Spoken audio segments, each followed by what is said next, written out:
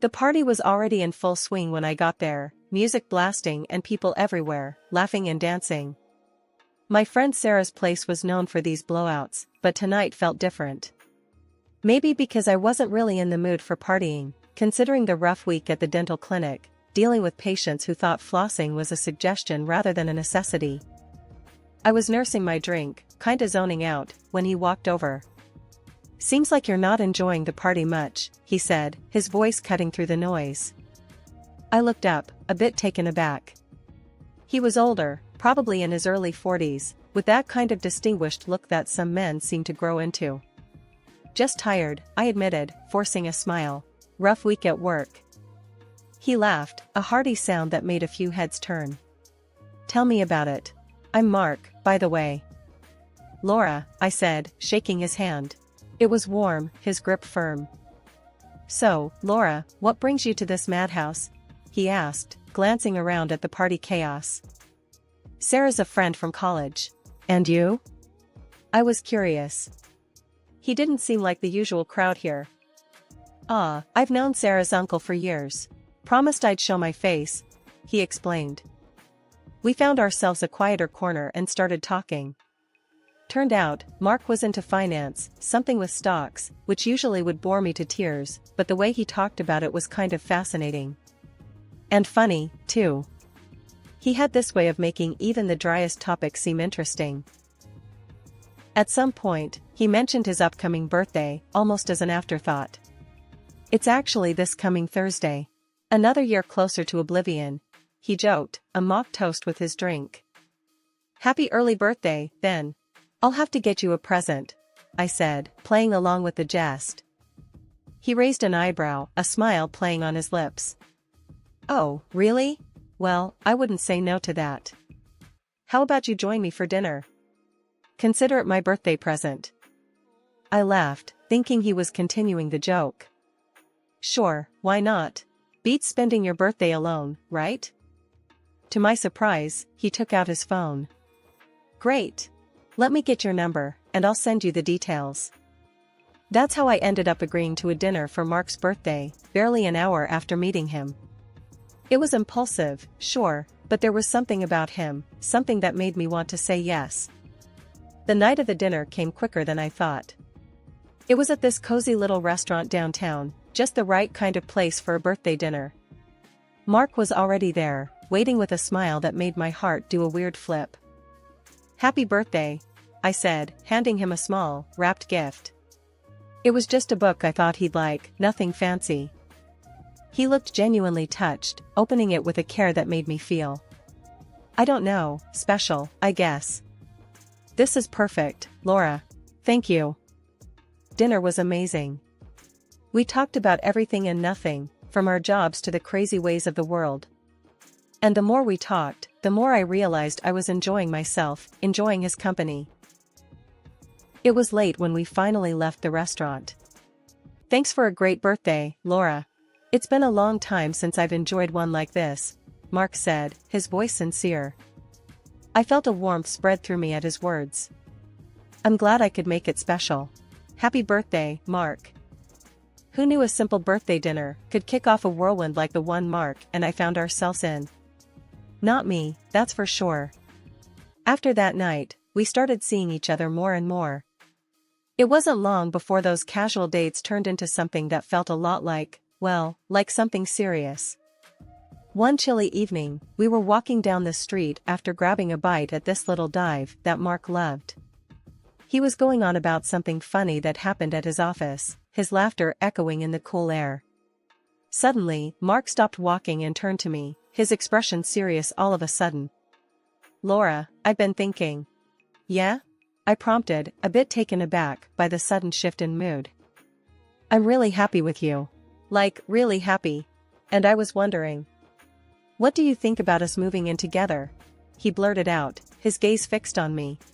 I felt my heart skip a beat. Moving in together? That was a big step. Mark, I'm happy too, really happy. But don't you think it's a bit soon? I asked, trying to keep my voice steady. He took my hands in his eyes earnest. Maybe it is, but when something feels this right, why wait? I love you, Laura. And I want us to start building something together. His words sent a wave of warmth through me. Love. He'd said he loved me. And the crazy part? I realized I loved him too. Okay. I said, the word coming out in a whisper. Let's do it. Let's move in together. The smile that lit up Mark's face was worth any doubt or fear I might have had. From that night on, things moved quickly. We found a cozy apartment not too far from where I worked. Packing up my stuff and moving in with Mark felt like the start of a new chapter. It wasn't all smooth sailing, of course. Combining two lives into one space came with its fair share of bumps. Like the time I discovered Mark's insistence on keeping his ancient, ugly recliner right in the middle of our living room. I replied that in return I would put my neon pink flamingo lamp in the room. It was these little moments, these little compromises, that made us stronger, I think. We were figuring it out together, learning to give and take. Then came the talk of marriage.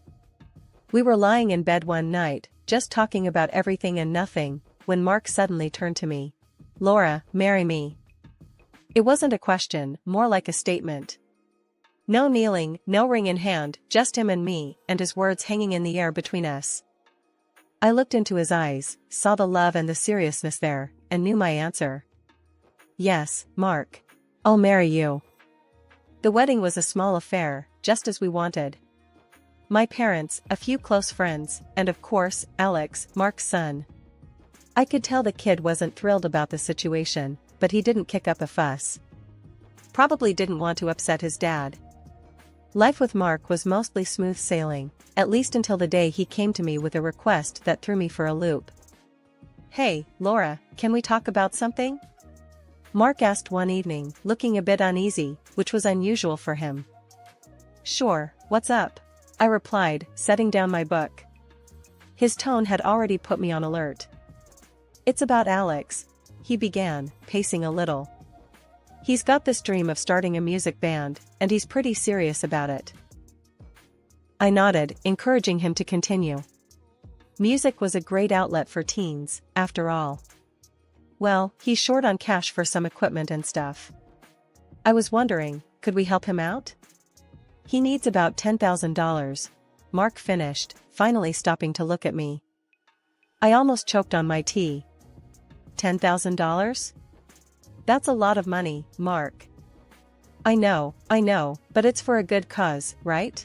It's his dream. Mark pressed, his eyes searching mine for some sign of agreement. I sighed, feeling a mix of emotions. On one hand, I wanted to support Mark and his son, but on the other, this was a huge amount of money. Let me think about it, okay? In the end, I agreed. Seeing Mark so hopeful and excited about helping his son was touching. But that was just the beginning. A few months later, Mark came to me again. This time, he seemed more anxious. Laura, I hate to ask, but Alex needs more money for the band. Another $10,000, he said quickly, as if trying to get the words out before he could change his mind. I felt my frustration rise. Again, Mark? We just gave him $10,000. Where is all that money going? Mark's face fell, and he became defensive. He's investing in his future, Laura. Don't you think it's worth it? I do, but it's a lot of money. We're not made of cash, you know, I replied, trying to keep my voice calm. The argument that followed was heated. Mark accused me of not caring about Alex's future, and I accused him of not being realistic. It ended with Mark storming out, leaving me alone and bewildered. He returned a few days later, apologetic but still insistent. I'm sorry for blowing up, Laura. But it's important. To me, to Alex, please. Torn between my love for Mark and my concerns about this seemingly bottomless pit of financial support for Alex's band, I agreed once more. But it didn't sit right with me. Then came the bombshell. Mark, looking more haggard and desperate than I'd ever seen him, asked for $30,000. Mark, this is crazy. $30,000? What's going on? This isn't just about some band, I said, feeling my patience wearing thin. It's for a tour. They've got a real shot, Laura. he stammered, avoiding my gaze. A tour? Mark, you can't expect me to believe this. We need to see some proof, something to show for all this money, I demanded, my voice rising. Mark exploded. Why can't you just trust me, Laura? Why do you always have to make things so difficult? The fight that ensued was ugly, full of accusations and hurtful words. Mark threatened divorce if I didn't agree to give Alex the money. I was stunned. This wasn't the man I married. I asked for time to think, but what I really needed was answers. This situation felt wrong on so many levels, and I was determined to get to the bottom of it. First stop on my detective trail was the internet. I figured if Alex's band was legit, they'd have some kind of online presence. So, I hunkered down with my laptop, typed in the band's name Mark mentioned, and hit search. The results were as barren as a desert, nothing, zip, zilch. Not a single trace of a band that was supposedly on the brink of their big break. Feeling a mix of frustration and vindication, I headed over to Alex's Instagram. If there were any clues to be found, it had to be there. I scrolled through his feed, which was like flipping through a catalog of luxury. Fancy dinners, designer gear, you name it. But among the high-life snapshots, not a single pic hinted at a music career. No instruments, no rehearsal spaces, nothing. Baffled, I decided it was time for some expert advice. I dialed up Danny, a buddy from college who's now deep into the music scene, always on the pulse of the latest bands and trends. Hey Danny, it's me. I started, trying to sound casual. Quick question for you, ever heard of a band called? I gave him the name Mark had fed me. There was a moment of silence on the line, then Danny's confused voice came through. Never heard of them. And trust me, if they were making any waves, I'd know. Why? They any good? I let out a sigh, a mix of disappointment and relief. Nah, just came across the name. Thought I'd check. Thanks, man. Danny's curiosity was piqued. You sure? I can do a bit more digging if you want. No, it's okay. Really. I appreciate it, though, I said, before quickly changing the subject. We chatted for a few more minutes about nothing in particular, before hanging up. There I was, back at square one, but now armed with a bucket load of doubts, and no one to share them with. I didn't breathe a word of this to Mark. How could I? I didn't know whether he was in on this scam or just another pawn in Alex's game. Nah, this needed more digging, and until I had something solid, my lips were sealed.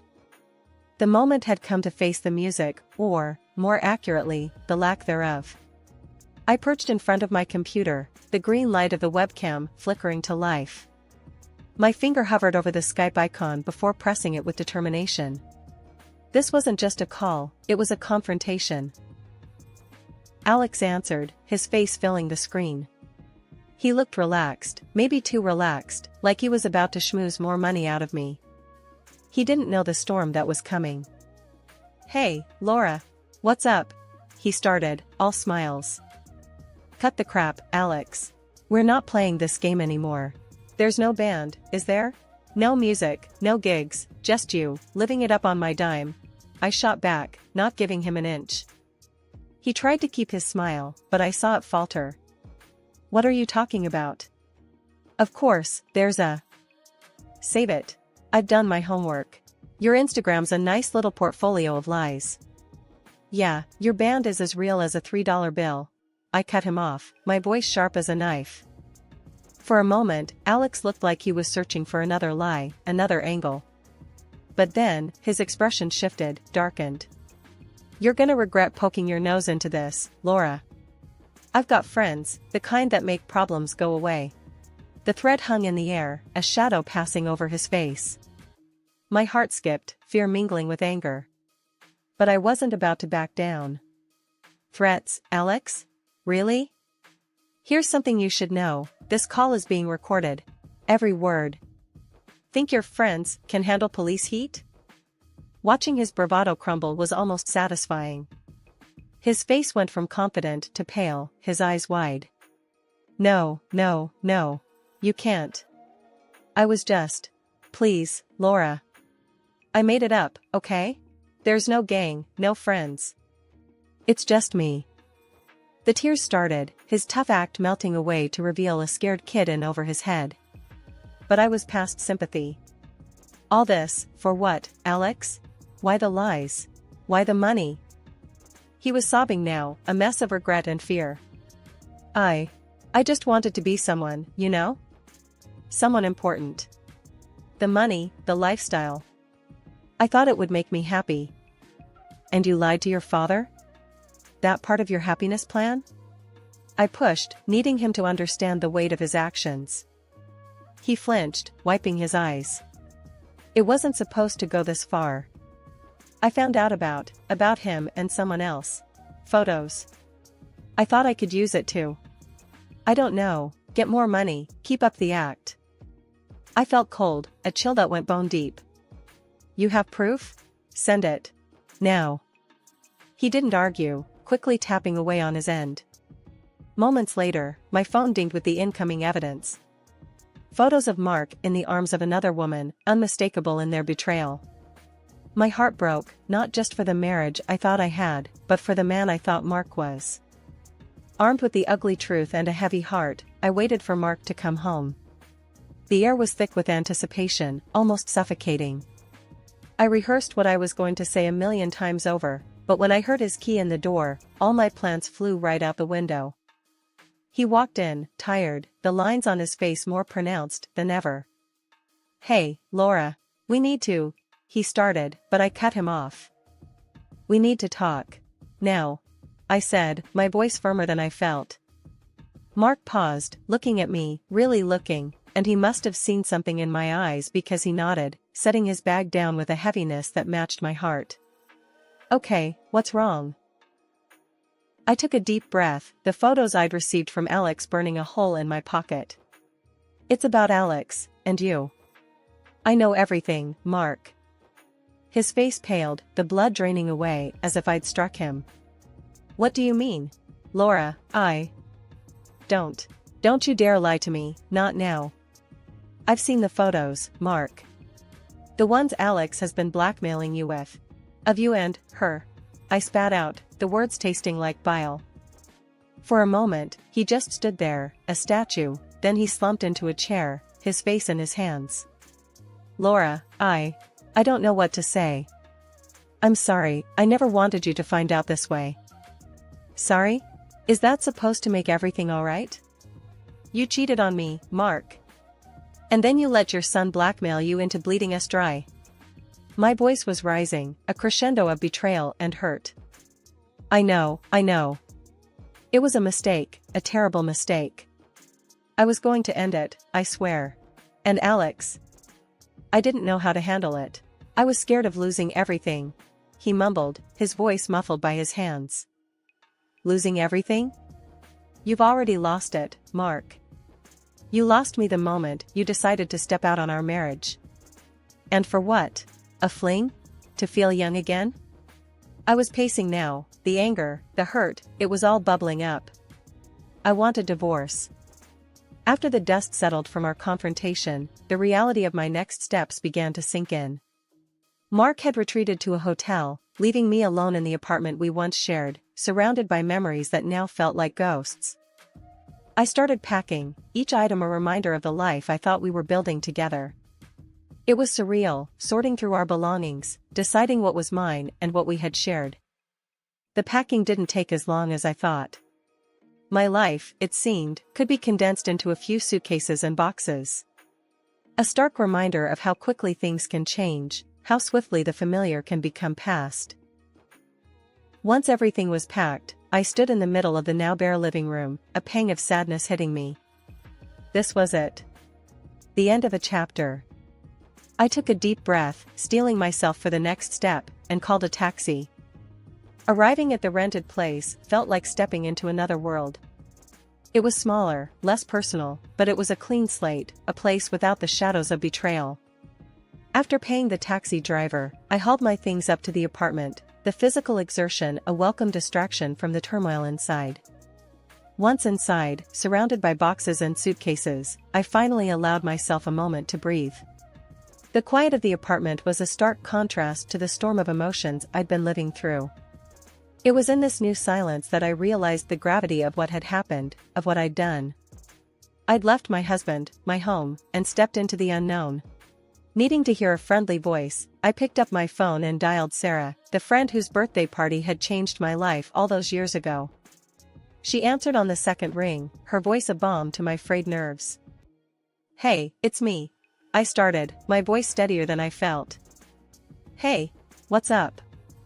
You sound off," she replied, her tone immediately shifting to concern. I took a deep breath, the words tumbling out. "I left Mark. I found out about everything. The affair, the lies, Alex's blackmail. I couldn't stay there, in that apartment, with all those memories." There was a sharp intake of breath on the other end. "Oh my God, Laura, I'm so sorry. Are you okay? Where are you?" "I'm in a rented apartment. Just needed to get away, to start figuring things out on my own," I explained, trying to keep the tremor out of my voice. "Laura, I'm here for you, whatever you need." I can't believe he would do that to you," Sarah said, her voice thick with emotion. "Thanks, Sarah. It means a lot. I just need some time, to process all of this." Hanging up, I felt a small sense of comfort, a reminder that despite everything, I wasn't completely alone. The first few weeks after leaving Mark were a blur of emotions and paperwork. The divorce proceedings were underway, a seemingly endless stream of signatures and legalities that felt both freeing and suffocating. The end of my marriage had sent ripples through my life, changing not just my future but Mark's as well. He's been having a rough time. The story got out, about the affair and the blackmail. It's affected his job, his reputation. It was a sobering thought, one that made me realize the depth of the fallout from our shattered relationship. In the days that followed, I threw myself into work and started exploring new hobbies, anything to rebuild the pieces of myself that had been lost in the turmoil. Slowly, I began to find joy in the little things, a coffee at a new cafe, a book that made me think, a jog in the park that cleared my mind. One afternoon, I decided to visit an art class, something I'd always wanted to try but never had the courage to do. There, covered in paint and laughing at my own lack of skill, I felt a spark of something new. It wasn't just about moving on from Mark, it was about rediscovering who I was without him. Just when I thought I was finding my new normal, my phone rang with a number I hadn't expected to see again, Alex's. "Hey." His voice came through, tentative, a stark contrast to the bravado and deceit that had marked our last exchanges. I hesitated, the old hurt flaring up for a moment, before I pushed it down. "Alex, what's up?" I just wanted to say I'm sorry, for everything. I messed up, big time. I realized I was chasing all the wrong things, for all the wrong reasons," he said, the words rushed, like he'd been rehearsing them. I listened, the silence on my end prompting him to continue. "It's just, I never really got much attention from Dad, And money, we never had enough. I thought if I could just live that life, even for a little while, it'd make things better. But I was wrong," he admitted, his voice laced with something that sounded a lot like regret. "Alex, I forgive you. But you need to understand, going down that path, using people, lying, it's only going to bring you more trouble," I said, my tone more gentle than I would have expected of myself. There was a pause, and then a quiet, "I know. I'm going to change, I promise. No more lies, no more schemes. I'm done with that life." His words held a note of sincerity that I hadn't heard from him before. It was enough to make me believe that maybe, just maybe, he was ready to turn a new leaf. "Good. Stick to that promise, Alex. It's never too late to start making the right choices," I encouraged, a part of me hoping he'd take my words to heart. We ended the call soon after, and I found myself staring at the phone long after the line had gone dead. Alex's apology and the promise of change were unexpected but welcome. It was a small step towards closing a painful chapter for both of us. In the days that followed, I threw myself even more into my work, my art, and my friendships. Each brushstroke on the canvas, each laugh shared with friends, felt like a declaration of my resilience, a testament to my ability to move forward,